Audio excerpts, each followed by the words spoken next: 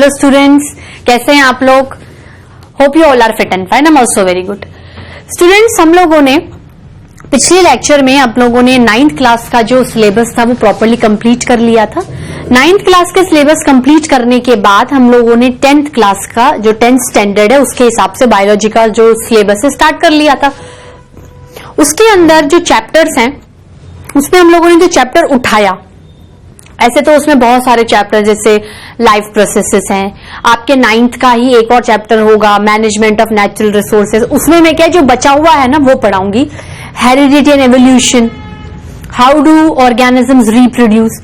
तो ये जो थोड़े से लिटिल बिट समझने वाले टॉपिक्स 10th में ज्यादा है। ऐसा नहीं है कि देखो 9th और 10th में आपका सिलेबस बहुत ज्यादा वास्ट नहीं होता है, इसलिए आपको एनसीईआरटी लेवल पे मैं पढ़ा रही हूं।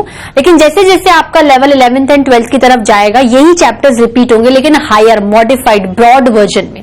ठीक है, तो पिछली बार हम लोगों ने 10th स्टैंडर्ड में कौन सा चैप्टर स्टार्ट कर लिया था? हम लोगों ने स्टार्ट किया था आवर इन्वायरमेंट। कौन सा चैप्टर स्टार्ट किया था? Our environment. ठीक है,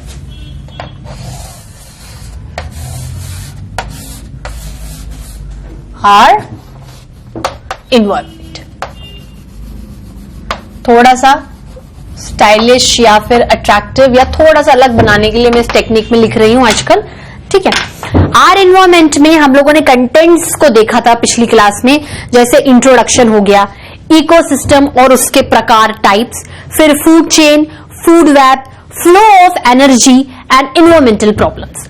तो ये जो कंटेंट्स हम लोगों ने लिख लिए थे और उस कंटेंट में हमने इंट्रोडक्शन वाला कंटेंट भी पिछली क्लास में कवर अप कर लिया था। तो सेकंड कंटेंट कौन सा आएगा? सेकंड कंटेंट आएगा आपका इकोसिस्टम। कौन सा आएगा students? Ecosystem.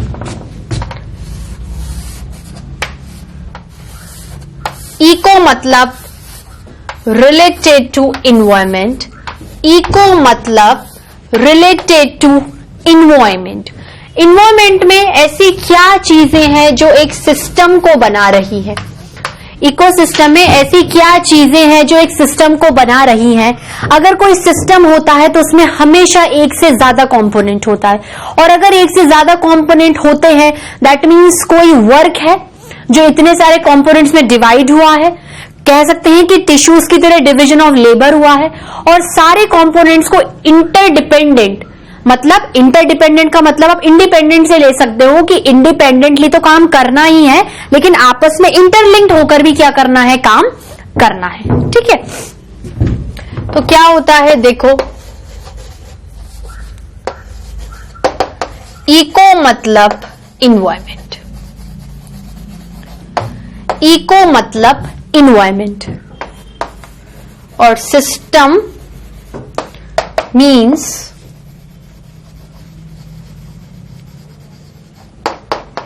comprising of at least more than one component,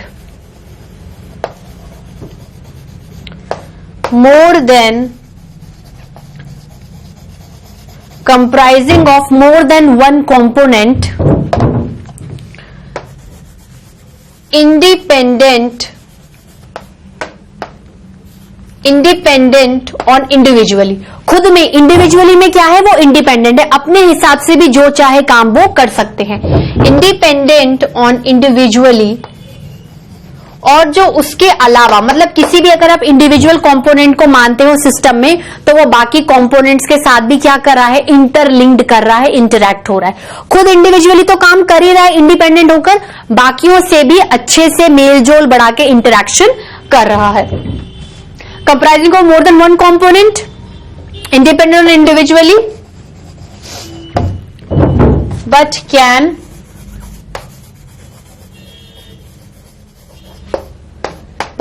interact with other components of environment also, other components of system. लिख लो, सिस्टम के बारे में बात कर रहे हैं, सिस्टम ही इन्वायरमेंट है, कंपोनेंट ऑफ सिस्टम ऑल्सो। तो ऐसे तो सिस्टम कोई सा भी हो सकता है, लेकिन इस चैप्टर में सिस्टम क्या है? इन्वायरमेंट है। इधर आके बात करें, सिस्टम क्या है? इन्वायरमेंट है। सिस्टम क्या है? इन्वायरमेंट है। और इस सिस्टम मतलब ये सिस्टम इन्वायरमेंट है, तो इस सिस्टम में कौन से कंपोनेंट है, मतलब इन्वायरमेंट में कौन से कंपोनेंट है। स्टूडेंट्स ले देखिए हमारे पास दो ही कंपोनेंट्स हैं,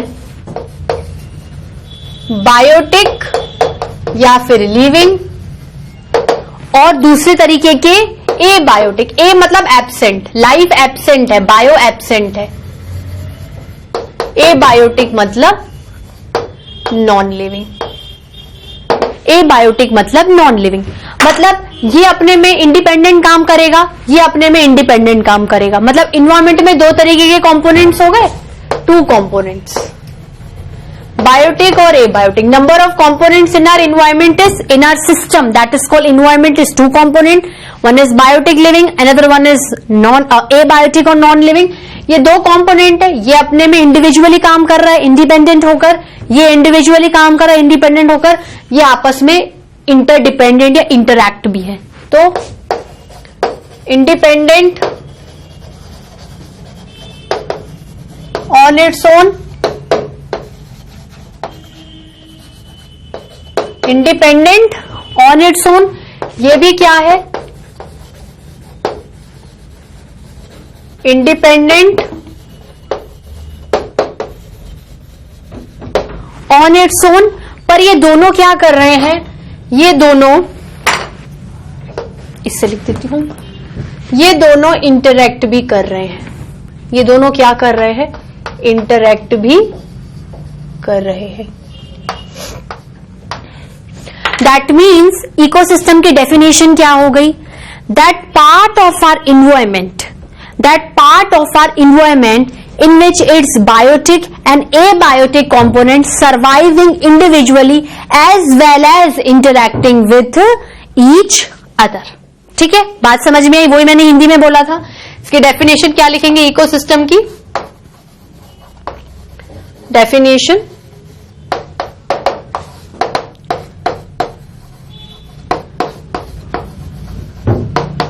that part of environment.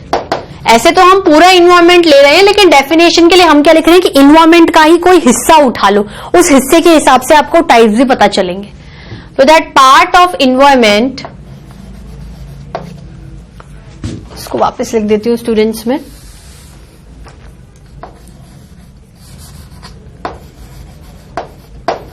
Environment में क्या है, एन और एम लगभग एक जैसे लिखते हैं, तो मैं दूर दूर लिख रही हूं। That part of environment in which its biotic and abiotic, भाई इन्वायरमेंट में दो ही मेन कंपोनेंट है, biotic and abiotic components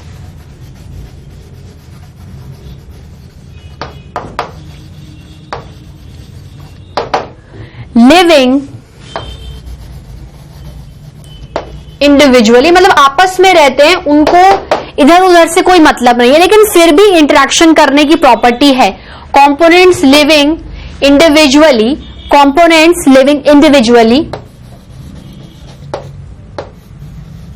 but also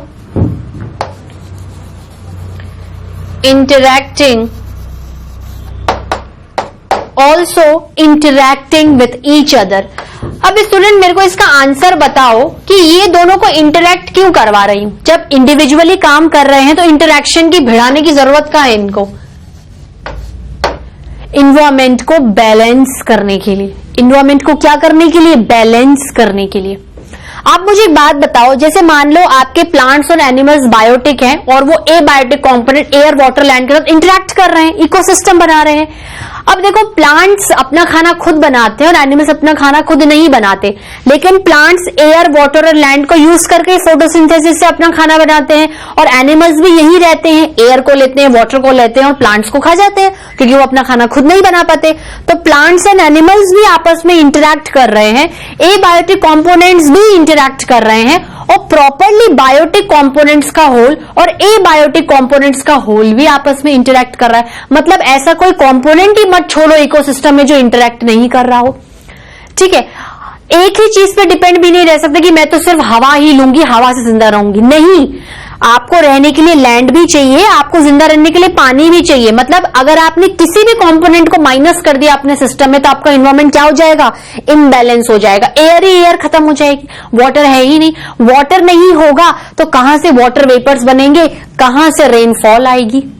weather तो हमेशा गर्म ही रहेगा।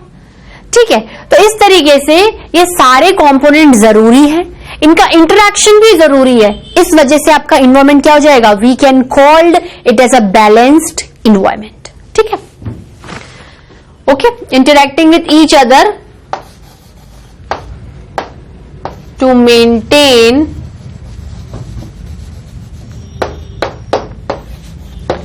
अ balanced environment, to maintain a balanced environment. That means हम एक मान लो एक फ्लो चार्ट बनाते हैं। चलो ये ऐसे ब्लॉक में मैं आपको कुछ समझाती हूं। ठीक है, इस ब्लॉक में मैं आपको क्या समझा रही हूं,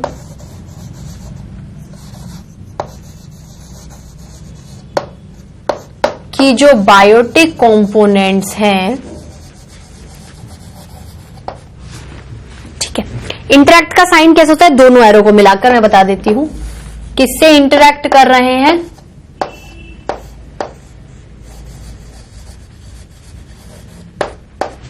एबायोटिक कंपोनेंट से।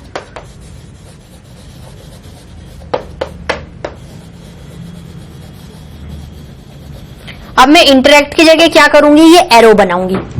अब मैं क्या कर रही हूं, देखो बायोटिक में कौन आते हैं,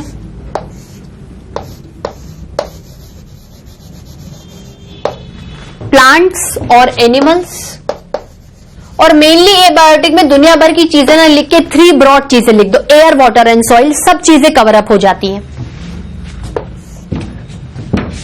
air, water and soil, air, water and soil, air, water and soil. अब देखो ये आपस में भी इंटरैक्ट करेंगे। ठीक है, ये भी आपस में इंटरैक्ट करेंगे, ये और ये भी क्या होगा, आपस में इंटरैक्ट करेंगे। इसने इससे किया, इसने इससे किया, या इसने इससे बात बराबर ही है, इसने इससे भी किया, ये भी इससे कर रहा है, ये भी, दोनों एरो मतलब दोनों तरफ काम चल रहा है। अब देखो अब कौन कौन इंटरैक्ट कर रहा है, देखो प्लांट्स इससे भी इंटरैक्ट करेगा, इससे भी इंटरैक्ट करेगा और इससे भी इंटरैक्ट करेगा। एनिमल भी क्या करेगा, इससे भी इंटरैक्ट करेगा, इससे भी इंटरैक्ट, डबल एरो बनाओ। ठीक है, मतलब अगर प्लांट एयर से कर रहे हैं तो एयर प्लांट से भी कर रहा है, प्लांट वाटर से कर रहा है तो वाटर प्लांट से भी कर रहा है, प्लांट सॉइल से कर रहा है तो सॉइल प्लांट से भी कर रहा है। उसी तरीके से एनिमल्स भी। ठीक है, थोड़ा हैपोजेट लग रहा होगा लेकिन कुछ नहीं करना, सिर्फ इंटरैक्ट करना है और एरो को खींचना है। ठीक है स्टूडेंट्स, नोट डाउन करिए। Students, have you noted now? चलिए, क्या कंप्लीट हुआ अपना इकोसिस्टम का डेफिनेशन। अब चलो मुझे एक बात बताओ, अपन ने इतनी देर से ये थ्योरी बार बार बोल रही हूं, इंटरैक्ट इंटरैक्ट इंटरैक्ट, क्यों इंटरैक्ट करवाऊं भाई? कोई रीजन होगा ना, हम बिना रीजन के थोड़ी काम करेंगे। इन्वायरमेंट भी क्यों बेनिफिट देगा? क्यों मुझे चाहिए कि जो कंपोनेंट्स है इन्वायरमेंट के वो इंटरैक्ट करें? बताओ मुझे, इसका आंसर आप ही सोचो। कहीं ना कहीं कोई ना कोई फायदा तो नजर आ रहा होगा ना। जो भी कंपोनेंट्स होते हैं इन्वायरमेंट के, चाहे वो लिविंग कंपोनेंट्स हो स्टूडेंट्स या नॉन लिविंग कंपोनेंट्स हो, एक दूसरे से अपने सर्वाइवल के लिए वो इंटरैक्ट करते हैं।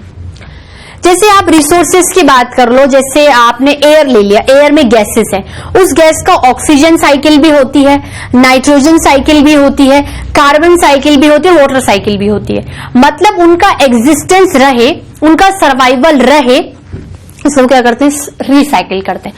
आपने देखा होगा उसके अंदर प्लांट्स एंड एनिमल्स का रोल आता है। मतलब एबायोटिक कंपोनेंट्स अपने सर्वाइवल के लिए आपस में तो इंटरैक्ट करते ही हैं, बायोटिक से भी करते हैं। और सिमिलरली लाइन बायोटिक की भी चलेगी कि अगर प्लांट्स को जिंदा रहना है, खुद खाना बनाना है, तो उनको एयर वाटर लैंड पे डिपेंड रहना पड़ेगा। एनिमल्स को डिपेंड रहना है तो उनको भी एयर वाटर लैंड और प्लांट्स पे भी डिपेंड रहना पड़ेगा।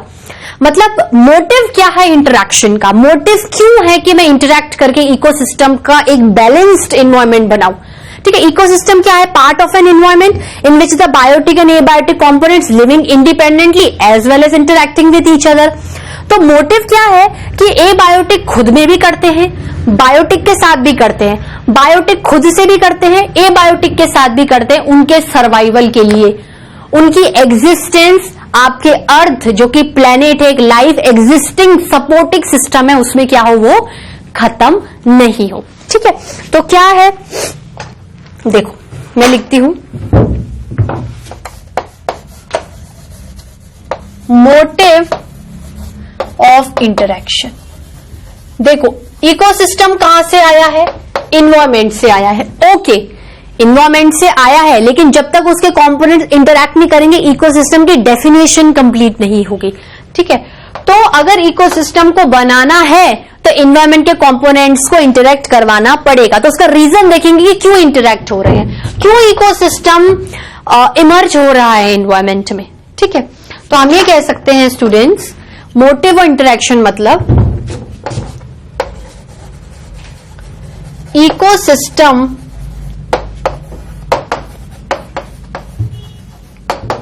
is a part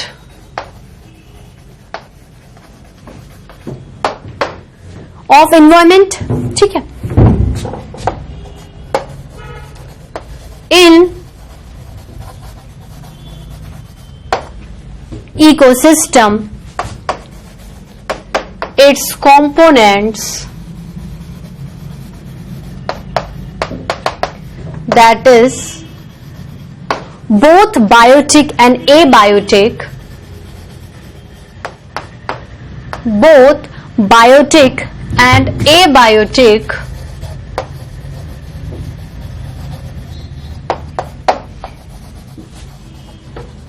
interacting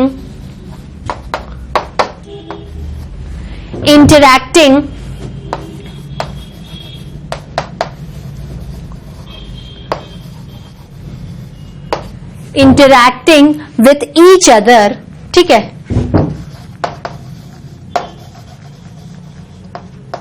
for their survival and long life existence inside the environment, and long life existence in the environment. Best line है ना, in the environment. ठीक है, इसका मतलब क्या है?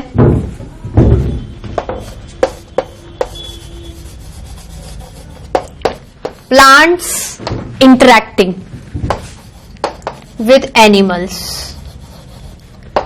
जो कि स्टूडेंट्स चैप्टर बहुत सिंपल लग रहा है क्योंकि वो बहुत ही सिंपल चैप्टर है आपका। ठीक है, देखो आपको कोई दिक्कत नहीं आ रही होगी।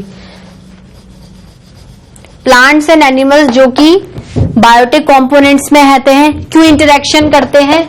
For survival.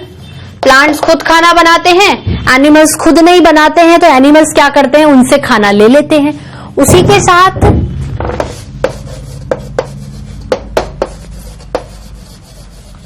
Air, water and land, ये क्या है? आपके एबायोटिक कंपोनेंट्स हैं। ये क्या है? आपके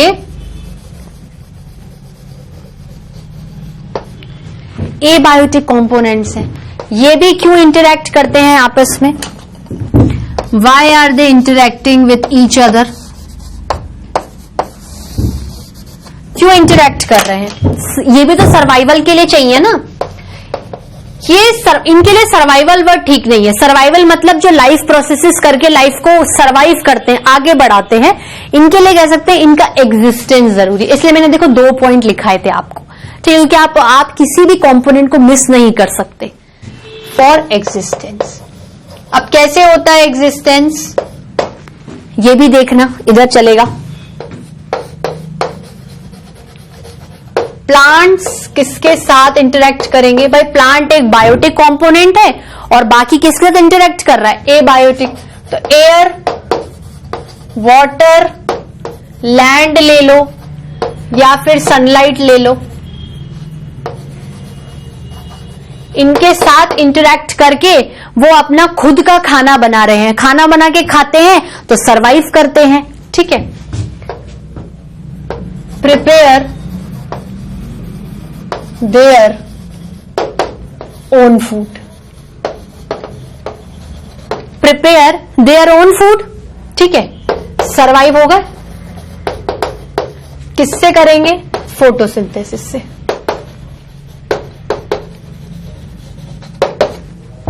एनिमल्स क्या करते हैं? एयर को भी लेंगे, वाटर भी पिएंगे ना, लैंड पे भी रहेंगे जिनको इनको सर्वाइवल मिलेगा, ठीक है। सनलाइट भी जरूरी है।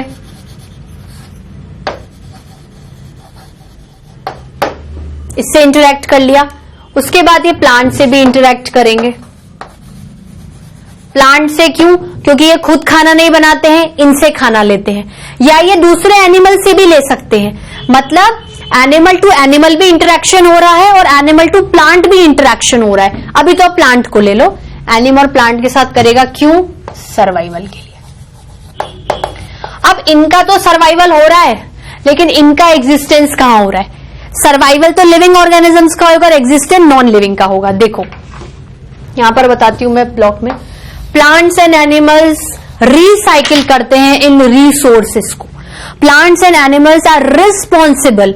अगर देखो प्लांट ने एटमॉस्फेयर से कुछ खींचा है, एयर ली है, वाटर लिया है, सनलाइट लिया, तो वो उसे कैसे ना कैसे रिसाइकिल करके वापस से एटमॉस्फेयर में छोड़ देगा कि जहां से एग्जिस्टेंस उठाई थी वहीं पर रिसाइकिल हो जाए, ठीक है।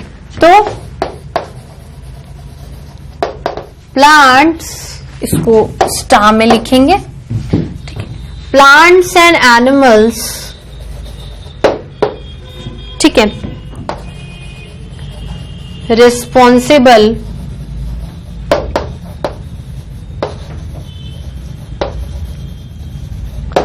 For recycling the abiotic components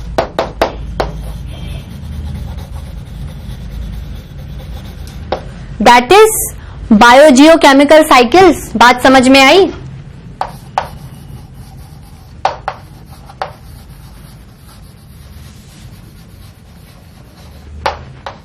biogeochemical cycle, ठीक है। Responsible for recycling the abiotic component that is through biogeochemical cycle to sustain. Sustain मतलब रहे, खत्म नहीं हो जाए। To sustain their existence in environment. उसके बाद अगर वो बायोटिक के साथ इंटरेक्ट करेंगे तो इकोसिस्टम, इन्वायरमेंट, इन्वायरमेंट और इकोसिस्टम, ठीक है स्टूडेंट्स, नोट डाउन करिए। स्टूडेंट्स नोट डाउन किया इसको।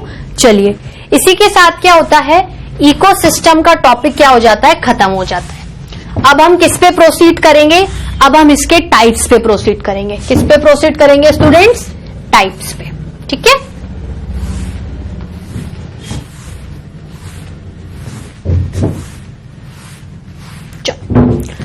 क्या क्या टाइप्स आप सोच सकते हो कि आपको इन्वायरमेंट में इकोसिस्टम के मिलेंगे? इकोसिस्टम इन्वायरमेंट का ही हिस्सा है, ठीक है। देखो, इकोसिस्टम दो तरीके से होता है, या तो नेचर ने ही इकोसिस्टम अपने हिसाब से बना दिया है, या फिर हम लोगों ने मैन मेड आर्टिफिशियल इकोसिस्टम बनाया है, अपने हिसाब से बायोटिक कंपोनेंट्स को एबायोटिक के साथ इंटरैक्ट करवा दिया है। और नेचुरल मतलब नेचर ने जो शुरू से एक सिस्टम रखा है कि तुम बायोटिक कंपोनेंट्स हो, तुम एबायोटिक हो, इंटरैक्ट करो। क्या करो स्टूडेंट्स? इंटरैक्ट करो। ठीक है, तो हम कह सकते हैं we are going to write the heading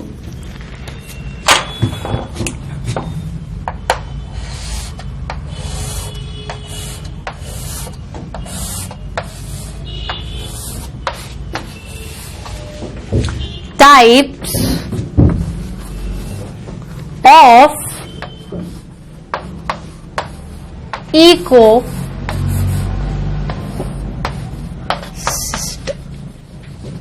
Types of ecosystem.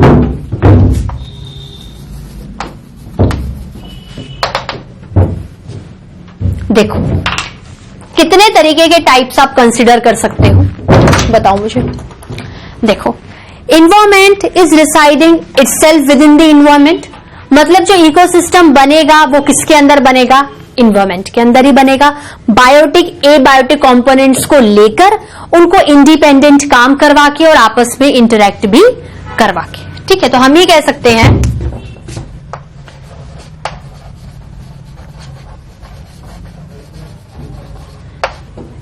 Ecosystem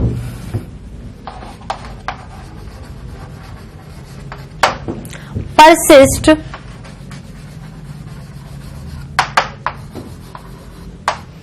inside the environment, inside the environment। ठीक है, तो इन्वायरमेंट में ही क्या है, इसके ब्रॉडली टू कैटेगरीज में इसे बांटा गया है। विद इन द इन्वायरमेंट इसे ब्रॉडली टू कैटेगरीज में बांटा गया है। तो it is broadly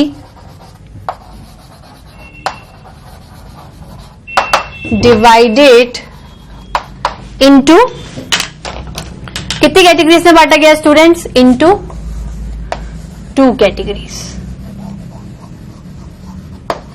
into two categories. कौन सी दो कैटेगरीज है स्टूडेंट्स? वो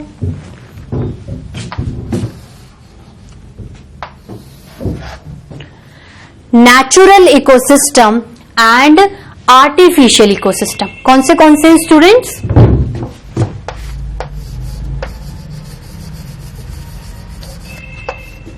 नेचुरल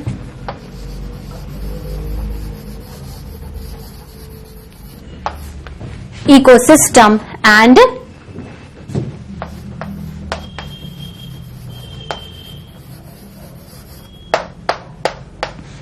आर्टिफिशियल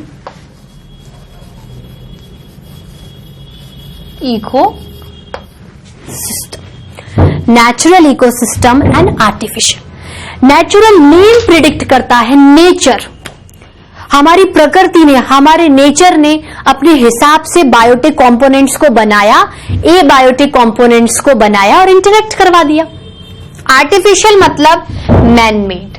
आर्टिफिशियल को क्या बोल सकते हो? और मैन मेड। ह्यूमंस ने अपनी नीड के अकॉर्डिंग इन्वायरमेंट के किसी एरिया को लेकर उसके बायोटिक और एबायोटिक कंपोनेंट्स को क्या करा दिया है? इंटरैक्ट करा दिया है। ठीक है, तो इधर लिखेंगे। इसको मैं बहुत ज्यादा नहीं बताऊंगी आपको, सिर्फ हल्की फुल्की डेफिनेशन कराऊंगी, बाकी का अपन नेक्स्ट लेक्चर में पढ़ेंगे। ठीक है, natural ecosystem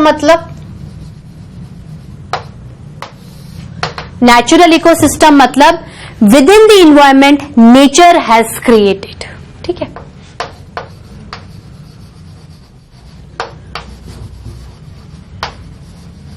nature has created this ecosystem.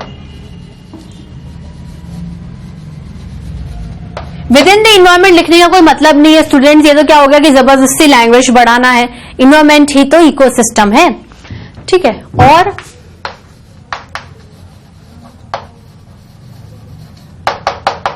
Artificial ecosystem मतलब इट इज ओरिजिनेटेड और मेड बाय मैन। ठीक है, तो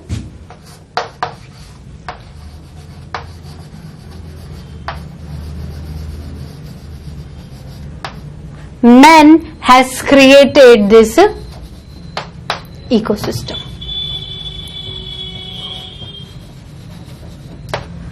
ठीक है, तो लास्ट में क्या लिखेंगे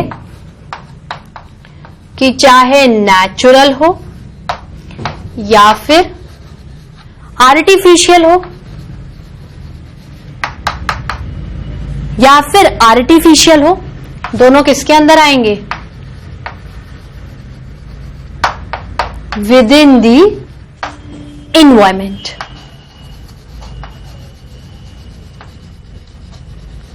ठीक है स्टूडेंट्स, बात समझ में आई? चलिए आज का लेक्चर मैं यहीं क्लोज करती हूं, बाकी का नेक्स्ट लेक्चर में कंटिन्यू करेंगे। क्या क्या पढ़ लिया इस चैप्टर में?